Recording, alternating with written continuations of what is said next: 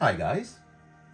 Well, you can hear the sound of the 3D printer doing its thing in the background, and that only means one thing. I have finally managed to print the engine shed for Porthgain, so let us progress together, holding hands. Not with me, I need them for things, like holding this. This is the engine shed that I just mentioned. It looks a mess, obviously, because I've just got it. Well, I haven't just got it off the printer. It's been cured and washed and everything. The reason it's taken so long is the windows. For some reason, as I made this model and did all the, you can see it's got the brickwork texture. I've done all that by hand, which looks pretty good. It's actually the same as the Weybridge, that's it, the Weybridge house. For some reason, when I went to do the arches, it completely threw the whole thing off. So I had to draw it like 3 or 4 tiles, 6 or 7 times. Sorry, I've got work with kids. This part, ironically, worked fine first. This is the extension part, and you can see how I haven't got a water tower on top. That's actually printing right now. That's the sound of it. This will sit on the side here. I printed it in 2 parts because it won't print in one hit for this sort of size on my plate because it's a little bit too wide. So I did it in 2 parts. That's absolutely fine. Got some details and things to print out as well, such as like a pipe for the back, and obviously I need to do the roof. But I wanted to do the roof the same as on the Weybridge house, which is using that like tile paper stuff from scale model scenery. So that's what I'm going to do, which is why it hasn't got one on at the moment. Has got the struts, like the braces, what do you call them, trestles, roof trestles inside. Not that you're going to see them, but I need to take it off the support, which I'm going to do now, and then we'll plonk it on the layout and see how it measures up, because obviously I haven't done that yet because it's still on its support, and I wanted to do it together with you. But remember, not holding my hands, I need them. Right, so here we are where I thought I would put it, which is about there, looking at my lines, and about there, like that, a bit forward because there's a lip at the back that you need to see. Okay, so that's in place. Now, I will just make a point that the engine does technically clear, and I do need to file that back a little bit, it does clear the front, but that's way too close. Now the reason is I've obviously built it to the measurements I took from the ground, and you know, you've obviously got the height of the sleepers and things here, so technically I'm going to have to raise it up on sleeper height, which is about there, and obviously then it clears it as it should, so that all tallies up quite nicely. The track also doesn't go all the way to the back, it only goes to about there. I should probably, maybe I should put a little bit more there actually. I don't know why I did that. So I think I'm ready. This is the obviously the Weybridge house, if you haven't seen that I'm going to have to paint it up slightly, well, similar, because they're all going to be made out of the same thing, aren't they? So I'm now going to go back and watch my video of painting that, so I can then remember how to paint it, so then I can paint that one the same way. It still needs a little bit of clearing up. Obviously you can see all the bits from the supports. I've literally just ripped it off the support so I can put it here because I wanted to see what it looked like. Now it's going to need to be set up properly and filed back and sanded and painted and weathered, and then, you know, that's a big part of the layout, because when that's done I can start building up the scenery around it, so it's really going to start shifting at that point. So back over to the workbench, let's paint her up. So I'm ready to primer these, and what I've also decided to do is go ahead and repaint the Weybridge house as well, because I wasn't happy with the colour, and it was pointed out by James Hilton, and that's, to be fair, quite right. It was too, I don't know, like pinkish. It wasn't the right tone, so I'm going to go in and do brick again. Here's the engine shed. As promised, I have cleaned it up because I'm not a liar.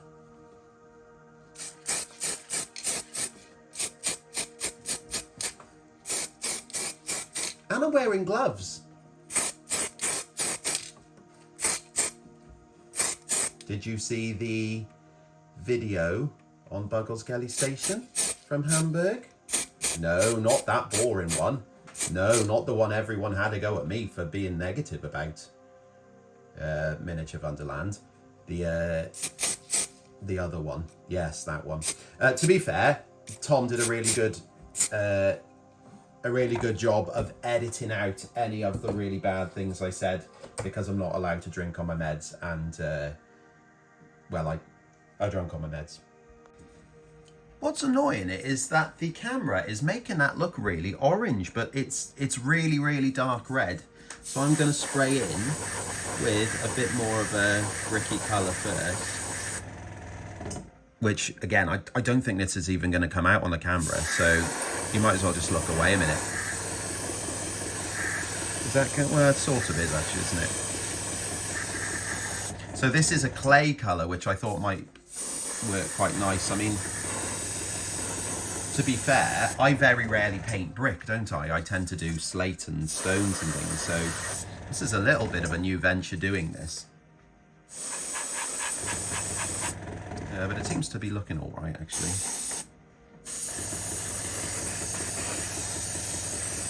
Yeah, that is better. This is already looking better. Don't take what you can see as verbatim there. Listen to my words of wisdom.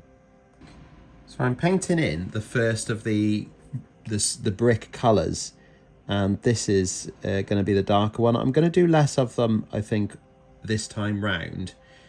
Just one that's lighter and one that's darker, just to give it a little bit of a change, or interest, or whatever you want to say, or variation is the professional word. One thing I do want to do this time round, though, is going to be to weather the brickwork a little bit more, because there's a lot of like lichen and things that will grow in these conditions. And on my photos, I know the brickwork is old, but I think you'd still get it even if it was a working building. Oh, there's Storm Dave at the window. Coming in, Dave. So I'm going in now with a third colour, because the second one was too subtle. This lighter patch you can see on different parts of this wall here.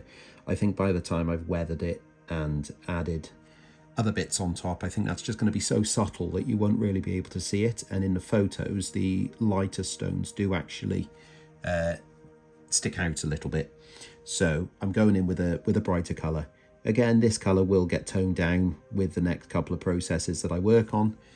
So I'm not really bothered about it being as bright as it looks on here. That's all good. Next step are mortar lines, and I'm going to do it in the quicker fashion, which is just to lay on some paint.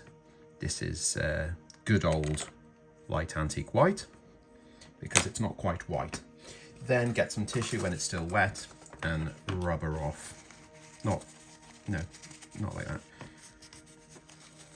Then what you do is you get it left in the mortar lines, like that. There we go. Look how quick that was. Look how quick that was. So if you're on the run and you've stopped to do a little bit of I don't know why you're on the run and you're doing modelling. If I was on the run, would I take these with me? Yes, I would, actually. If you're on the run and you have time to take a breather and a quick coffee, then I suppose you've got time to do your mortar lines. But again, I'm not a criminal, so I don't really know if you carry things like art sets if you're on the run. I don't know. I mean, you're going to need, I don't know, toothbrush, bag with money sign on it, and fake passport, and yeah, and acrylic paints. But you can see how that's made a bit of a difference to the paintwork, and I'm much happier with this colour as well over the reddish colour that was before. And as I said, I've done that little Weybridge house again. Much happier. So the paint's really started to bring this together, and I've now glued the two parts of the engine shed together as well. I've also printed out a trial water tank, which actually at the moment, I think the dimensions are about right, because I want it a fairly large piece, but obviously I'm going to do it with rivets and things like that. I've also printed out some piping that I've done, which is going to sit on the back just to give it something to, you know, look like a water tank.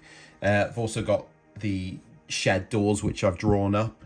So I'm really starting to get the hang of this. You know, you can see the grooves and things have all been put in as well. I haven't obviously sanded down the edges, but they're going to sit open on the front like so.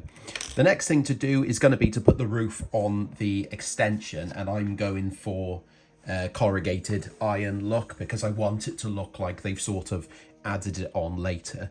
I've already cut it up into parts, which were there's a bit that's too long because I glued it about that, which seemed about right next to, you know, figure size people, and then, well, you know, made it into a sheet. So that's going to go on there. You'll see that it's got a slight gradient, which is exactly what I wanted, because obviously you don't want a flat roof, otherwise you're going to end up with water pooling on it and things, so it needs to have a lean. This is going to be the front, so I'm going to cut out the back as well, put that together, and we'll start painting this bit up and add that on next. The other thing is I have sprayed the inside of the engine shed because I want it to be just like a creamy colour, because I'm going to, you know, grubby it up at some point soon. So yeah, I think it's really starting to come together now. I've sprayed it up with greys and, well, like a little bit of silvery colour in it as well, just to give a bit of a metally feel to it. I'm just starting to add the rust effects, and I like to do this in 2 stages. So the first here is going to be, I've got weathering powders and I've mixed it with water, and then what I'm going to do is just apply it to the model in different parts, and then just use a cotton bud to drag it down, and this is going to give the initial stain in like so. And I can do it from the bottom as well, like that. And then those areas are where I'm going to add actual proper rust, you know, like weathering powder. I probably will mix the weathering powder up with a little bit of paint to darken it a bit, because it doesn't seem to stick to this silvery paint that I've used very well, which is okay. I can just wing that. And it obviously doesn't just come from the ends. I'm going to put a little couple of spots like this, and then again drag them down, and you get yourself easy streaking. Not that tight. And that brings us to the time we actually need to put these roofing slates on. So these come on strips, which are like pre-laser cut on a A4 sheet. So all you have to do is like pull them off their little sort of tags which are holding them on. No scissors or anything like that. So it's a nice quick thing to do. And then you get a little pile of them like this here. Then I'm going to start attaching them to the roof, which has got an underframe of just plasticard. And I sprayed it black, which is meant to go on the inside, but I've put them on upside down, which is not a bad thing because it means you can't see it through any of the gaps of the tiles. Then I'm using the ruler as I'm gluing them on with PVA, like so. And the ruler is just keeping the top straight because it's very easy to make them not straight. So I'm going to call it a day for this week because whilst the engine shed isn't actually finished, I've had a little bit of an issue in that the printer has sprung a leak. So until the printer is up and running again, I can't finish off this build because I need to do like the other door. I need to do a new water tower, and then there's like the, I don't know what you call them. Is it like finals or finale that you put on the ends, like the I can't remember the word. The wooden battens that go up the side of the roofs and things need to be put on, and glazing and weathering. But until that, I think that'll do. I'm quite chuffed with how this is looking, actually. It's, well, I think the brick definitely works better, and that goes for the little, there we go, the little weighbridge house. Sorry, I didn't actually plan to move the camera, so it's all rigid, which is the way I like to be.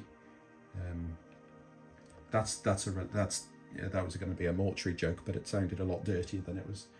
Anyway, so thank you for watching. That, I think, hopefully is, well, if you're aware of Porthgain, you're starting to see the familiarity in that.